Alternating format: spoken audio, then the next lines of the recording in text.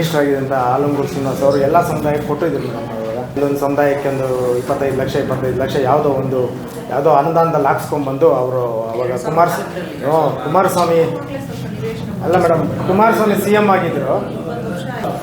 ತೋರಿಸದೇ ಇದ್ದಿದ್ದಕ್ಕೆ ಅದಕ್ಕೆ ಹಂಗೆ ಹಿಂದೆ ಬಿದ್ದೋಯ್ತು. ಈ ರಾಜಕೀಯ ಪಕ್ಷಗಳು ಅದು ಇದು ಸೇರಿಕೊಂಡು ಇದರಲ್ಲಿ ಇದಾಗ್ಬಿಟ್ಟು ಸ್ವಲ್ಪ ಇದಾಗಿದೆ. ಇವಾಗ ಎಲ್ಲರೂ ಒಂದು ಎಚ್ಚೆತ್ಕೊಂಡಿದ್ದಾರೆ. ನೀವು ನಮಗೆ ಜಾಗ ತೋರಿಸ್ಕೊಟ್ರೆ ನಾವು ಸ್ವಂತವಾಗಿ ನಾವೇ ಕಟ್ಸ್ಕೊತೀವಿ.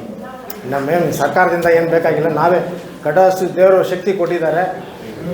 ಒಳ್ಳೆ ಇದರಲ್ಲಿದ್ದಾರೆ, ಹೋದರೆ ಕೊಡ್ತಾರೆ ಎಲ್ಲ ಅನುದಾನ. ದಯವಿಟ್ಟು ಅದಕ್ಕೆ ನಮಗೊಂದು ನಿವೇಶನ ಎಲ್ಲಾದರೂ ಒಂದು ಮಾಡಿಕೊಡ್ಬೇಕಂತೇಳಿ ಮಾತು ತಾಲೂಕಿನ ದಂಡಾಧಿಕಾರಿಗಳೇ ಮತ್ತು ಈ ದಿವಸ ವಿವೇಕಾನಂದ ಜಯಂತಿ ಇದಕ್ಕೆ ಸಭೆಯನ್ನು ಮಾಡಬೇಕಂತ ಕರೆದಿದ್ದಾರೆ. ಮೇಡಮ್ ಕೇಳೋದಂದರೆ ದಯವಿಟ್ಟು ನಮಗೊಂದು ಜಾಗ ಒಂದು ಸಹಕಾರ ಮಾಡಿ ನಮ್ಮ ಜನಾಂಗಕ್ಕೆ ಕೊಡಬೇಕಂತೇಳಿ ಮನವಿ ಮಾಡ್ಕೊತಾ ಇದ್ದೀವಿ. ಎಲ್ರಿಗೂ ನಮಸ್ಕಾರ ತಿಳಿಸಿ.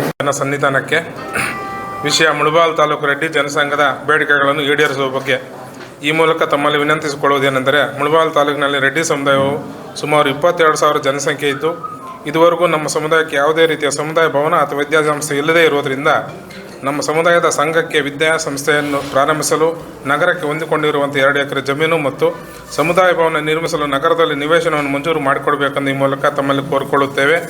ಹಾಗೂ ಮುಳಬಾಗಿಲು ನಗರದ ಹೊಸ ನ್ಯಾಯಾಲಯದ ಮುಂಭಾಗದ ವೃತ್ತಕ್ಕೆ ಶ್ರೀ ಮಹಾಯೋಗಿ ವೇಮನ ವೃತ್ತ ಎಂದು ನಾಮಕರಣ ಮಾಡಿಸಿಕೊಡಬೇಕೆಂದು ಈ ಮೂಲಕ ತಮ್ಮಲ್ಲಿ ಕೋರಿಕೊಳ್ಳುತ್ತೇವೆ.